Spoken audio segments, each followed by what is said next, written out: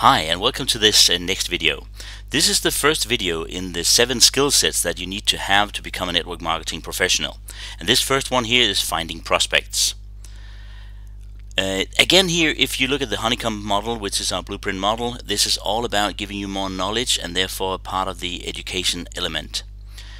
Again here we also have Eric Worre to be conducting this for us because he is the best in it and he's the guy who actually wrote the book himself, so why not listen to him again. And here's his first skill sets we plucked out of his course that is really a tremendously long course that we have taken some additional steps out of. So here we go. Let's let Eric go on with skill set number 1, finding prospects. Finding prospects. I was shocked to learn that this was a skill. I didn't know this was a skill. Isn't it kind of interesting to think of it as a skill, finding prospects? I thought this was like a natural resource. You either had it or you didn't. People won't join network marketing because they don't think they what? Know anybody. It's not about a natural resource, it's about a skill. People think, well, if you know a lot of people and if you're influential, well then network marketing is yours. But if you don't know a lot of people and you're not influential, you can't succeed. This is a skill, it's not a natural resource. It's a skill. Learning how to find prospects. So here's what posers do. They make a mental list. They think of some people. 80% plus start here. They make a mental list. Yeah, I know I should write it down, but I got it. It's right here. It's right here. I got it. Everything I need, it's right here. You're not the boss of me. Back off. Amateurs make a written list.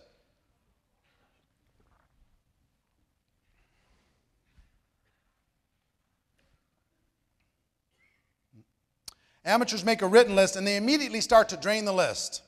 And as the list drains, their anxiety grows. That's what happened to me. I made my list. Took my dad's list, and then I made my list. And I started to drain the list. I've heard that there's 3 pearls out of every 100 oysters. Mine must be at the bottom, because I'm shucking oysters. Nope. No skill. You know, I'm not opening them with an oyster tool, I'm bashing them with a hammer. Smash, smash, smash. Some of them might have an oyster in there, but we'll never know. Smash, smash, smash. Next. I heard the word next at my training. Next.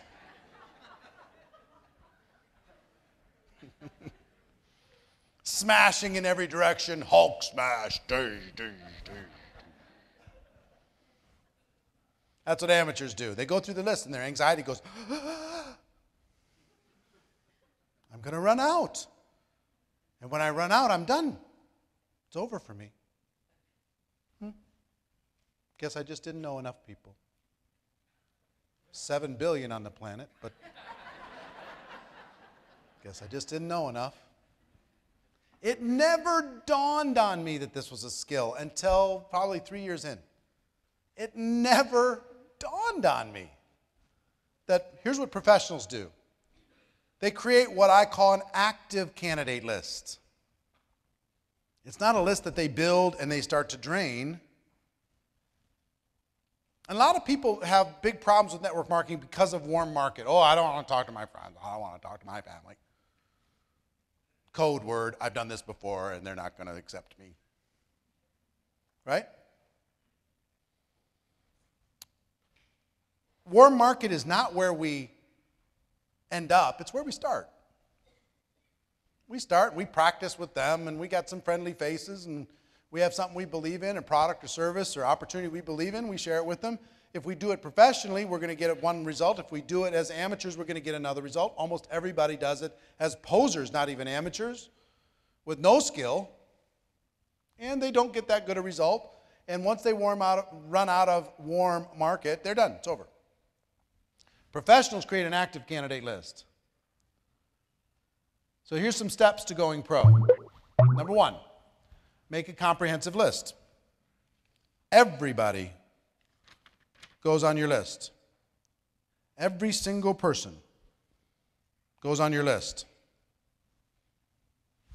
Empty your mind on paper.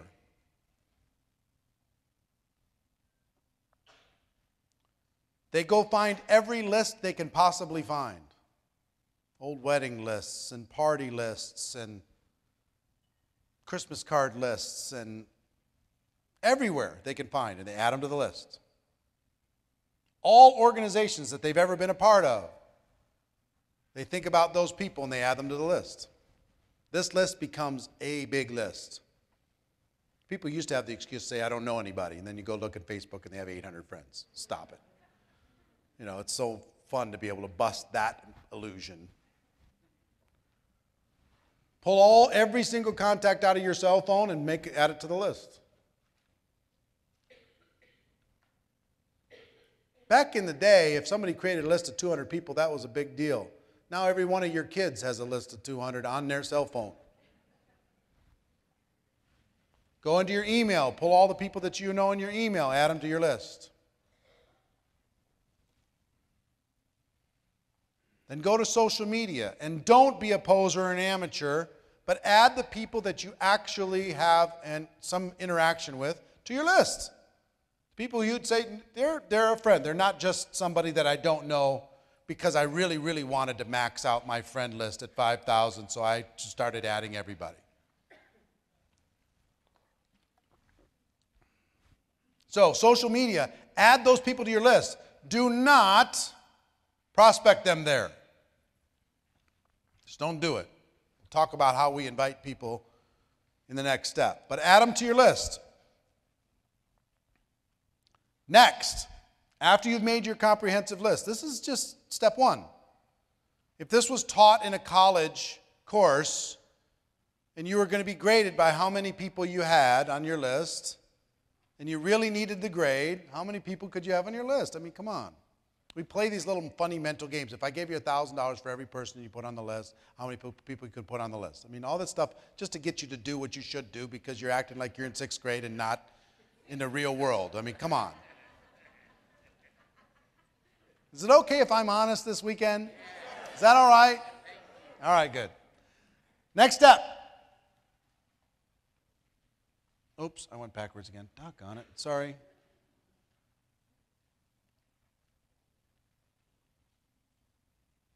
Totally my fault.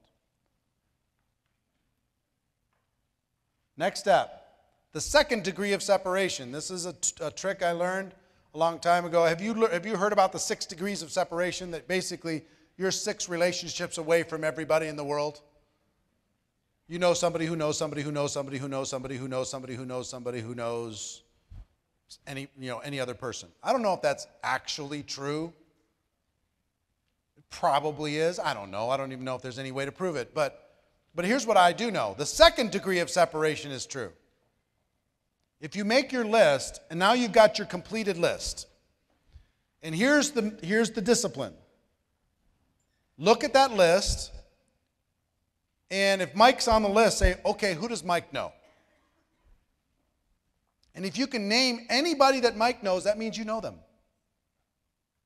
See what I'm saying? The second degree of separation. So I go to Janice, I think about Janice, I say, well, who does Janice know? Well, she knows this person, this person, this person. Oh, well, that means I kind of know him too. So it opens up a different part of your brain. The second degree of separation. Look at your list, think about the people they know. Next is constantly expand your list. Constantly expand it. You're going to make your active candidate list. And if you freak out on a bunch of this, it's in here.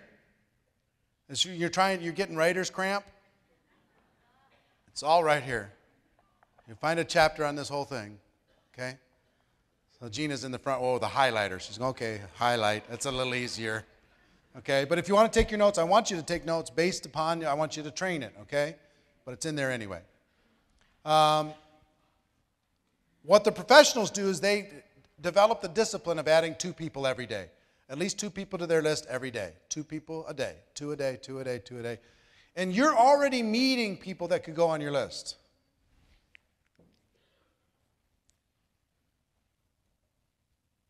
Everybody goes on your list.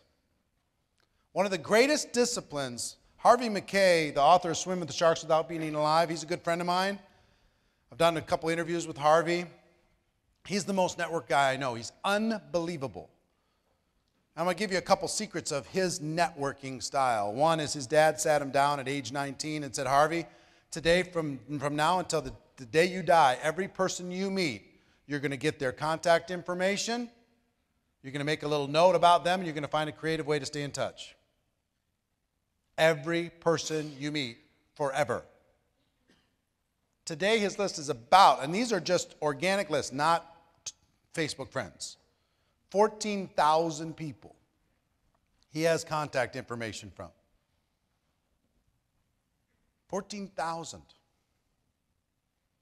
Now think about, here's one of the things why I have to forgive myself. Because I've been bad at this my whole career. I'm terrible. If I would have started at age 23,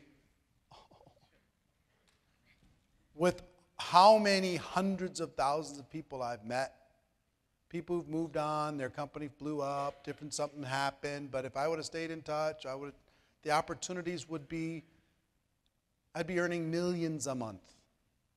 Just from the relationships, just with a creative way of staying in touch over the course of 25 years. Here's the good news, you can start right now. You know, if you start right now, this is a core skill. What you have to do is raise your awareness and pay attention. That turns into 600 people a year, 3,000 people in 5 years. Just 2 a day. But does it work? Yes. Staying in touch in a creative way, in a friendly way, not necessarily recruiting them every time you talk to them. Is that creative? Yes. Now I'll tell you the other thing that Harvey does. He is a true networker in the sense that he's a true friend. You know what Harvey tries to do, because he learned, I don't know if he learned this, but he shares this with his buddy Lou Holtz, his best friend. If you meet Lou Holtz or if you meet Harvey McKay, their entire thought process is, what can I do for you? How can I help? I've got some influence. I got this. I got that. Can I help you? So when we were struggling with some immigration issues with our son, who we finally got approval on, called Harvey and said, Harvey, would you help? Just as, you know, is there anything you can do? Harvey went to work. Harvey called senators. He got government officials on the phone. He called the biggest fundraisers in the state and said, I need your influence. Now, that process wasn't actually even successful because there were some laws involved with the way everything happened. But I'll never forget it. Never forget it. If Harvey wants something from me, he's got it. Done. Wants me to promote his book? Promoted. Consider it done. He's my friend, man. So if you look for ways that you can contribute to other people's lives instead of just recruiting them all the time on your list, you will become one of the most influential people in the world. People will not only just be asking, but they're looking for opportunities to give. And Harvey does this, and he never keeps score. He never in his mind says, well, you know, you didn't really pay me back for last time. Never keeps score. He just looks for opportunities to serve. And he serves higher and higher influential people. When they wanted to create the Mall of America, he was the guy who came in and helped. When they wanted to, hire high-level people for the University of Minnesota, he's the guy who came in and helped. I mean, he's served on so many charitable boards, and this, in about 3 weeks, he'll be standing in front of Target in downtown Minneapolis, ringing the bell for the Salvation Army, 80 years old, ringing the bell with his little tin cup at 20 below zero. Because that's what he does. So think about going pro and adding people to your list and then contributing to their lives. You with me? All right, so let me summarize here. 1, network on purpose. Oh, I'm sorry, there's one more thing before I summarize. The 4th area is the network on purpose. Don't hide, get out there. Decide to become a citizen of the world. Get out there, meet some people, shake some hands, say hello. One of the exercises that we did in the last 2 years, and I can't do this year, I wish I could, I can't do it. Here was the exercise that we did during the lunch break, is we gave people a scavenger hunt form. And we had people pair up with somebody they didn't know. And the scavenger hunt form was filled with different kinds of people. You had to find a mother with 7 children. You had to find somebody who owned a horse. You had to find somebody who owned a Lamborghini. You had to find somebody who was a millionaire. You had to find all these 30 different things. One was an astronaut. You had to find an astronaut. And you got 2 hours, ready, go. And we did this down on the strip. So you can go out in the street. People went out in the streets. They went everywhere like crazy, just finding out that if you get out there, you could just say hi to people and have fun, and it's fun. You have a good time. And we had, 4 people that had 29 and 1 or 2 people that had 30? They found an astronaut. Are you crazy me?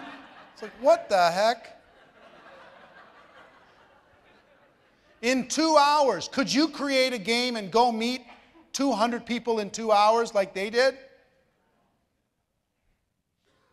And all they did, let me tell you something, all they did is they brought their list out and said, hey, I'm involved in something, we're having fun, I've got this event, do you meet any of these criteria on this list? And the person will say, well, yeah, I'm that one. Will you sign it to just prove that you did it, that you were the one? Yes, okay, I'll sign it. Could you not play a game with your organization, say, we're going to go out, and I've got to prove that I met 100 people and I made friends with 100 people over the course of one weekend. Would you be one of my 100? Will you put your email address and I can just stay in touch? Let you know how I did. Hey, could you play around with this and network on purpose? Yes, the answer is yes. That exercise shocks people. The reason why I can't do it here is we're at the Green Valley Ranch and the hotel would kill me.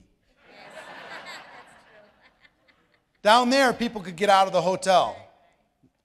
When we did it at Monte Carlo, it lasted about a half an hour before everybody said, hey, out on the street, you crazy people. Because, we were hitting every blackjack table, hold on, every restaurant, the whole deal. So don't hide, get out there. Have some fun. Join a new gym. Start a new hobby. And don't just start it and just say, hey, I'm glad to be on the bowling league. I want to share an opportunity with you in our first game. I'm saying get out there and live a bigger life. When the time is appropriate, professionally, you can let people know. But here's what I do know. If you make friends, friends know what the other friends do without you having to pitch it. They know. They'll say, how's this working? What's going on? What are you doing? And then you can tell them, now you're not the one being the predator. Volunteer for an important cause. That'll change your life. And when I say volunteer, I don't just mean, go do, meals for kids or something and you fill up some meal bags to go through this exercise. I'm saying volunteer your influence. Go raise some money. Volunteer. Don't just sit at the soup line for 3 hours and go home to your Thanksgiving dinner. Raise money for 3 months to pay for the soup line because you are more powerful than somebody just going to ladle out soup. And you can ladle out soup. Do it. That'll help you. But you're more powerful than that. The causes will be an amazing thing. You're going to learn a little bit about what we're doing tonight. Meet some new people. Get out there. Last thing, really important, Become interesting. Become interesting. Well, I'm not very interesting. Change that. Become more fun. Become more interesting. Become a little bit more outgoing. I'm an introverted person by nature. True story. True story. My friends will tell you that's true. Let me give you my definition of extrovert and introvert. Okay? Extrovert goes into a crowd like this, they get filled up with energy. The more they're around people, the more energy they have. The introvert goes into a crowd like this, and they're immediately like your iPhone battery. They start going, whoo. And you know how they charge back up? They get alone. They stare at the wall. You know what I mean? That's me. When I'm done with this, I'm up for this weekend. I am all in. As high octane as I've ever been in my life and will ever be, maybe. But what I will tell you is, come Monday, don't call me. On Monday, Tuesday, and Wednesday, I'm going to be sleeping. I'm going to be drooling and staring at in the corner. Slowly, the battery charge is going to start in my toes, and it's going to work up to my head. That's me. But for this weekend, I can meet everybody. I'm assuming everybody I see in the hall is part of the group, so I'm saying hi and high-fiving. They might not even be part of the group. High five, man. I'm going. We're out there having fun.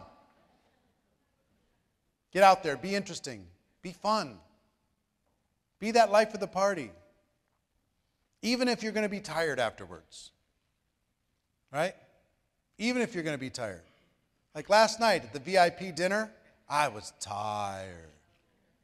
But I still went around to every table, and we took pictures, and we high-fived, and we had fun, and overlooking the fountains in the Eiffel Tower restaurant. It was just amazing. Awesome. But I needed to go back to my room and stare at the fireplace for a little bit. Last night, I really did. Marina's like, you okay? I'm like, I'll be okay. I'll get there, you know, because it was 12 hours. 6 hours on Wednesday, 6 hours on Thursday, plus 3 hours last night. You know, battery was a little empty, but now I'm good, you know, good to go. So become interesting, become fun, go get out there. Now, so 1, you're going to make a comprehensive list. 2, the second degree of separation. 3, constantly expand your list. And 4, network on purpose. Network on purpose. Got it? This is a skill. And we'll know if you're serious about this skill, if by the end of this weekend your comprehensive list has been reborn. One of the best things I would suggest everybody do at every single event, redo your list. Make a fresh list. It'll refresh your brain looking at the old tired list. Make a new list. Think about the second degree of separation. Think about how you've expanded or what you're going to do to expand it. And I know I've got somebody who's really becoming a pro if they're adding 2 a day. Network on purpose. Get out there. Become interesting. Become fun.